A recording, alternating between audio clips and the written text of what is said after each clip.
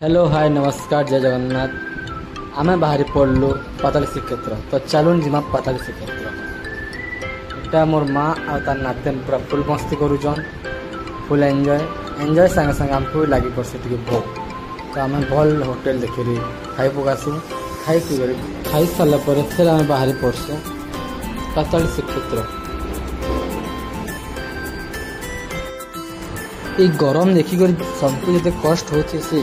भगवान को दर्शन पर सब पूरा किसी नाहला आपन भी दर्शन कर देखते लगे फिर फाइनल दर्शन सारा पर बाहरी पड़ो आम गाड़ी निके चलुन आम आशीष भाई कौन कोई 2 किलोमीटर चढ़ी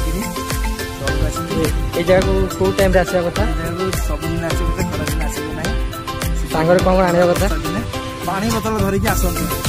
जय जगन्नाथ।